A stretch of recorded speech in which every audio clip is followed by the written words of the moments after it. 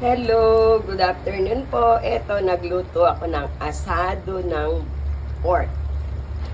Tinutok po yung asado, minarinate ko muna ng calamansi, soy sauce, at tomato sauce.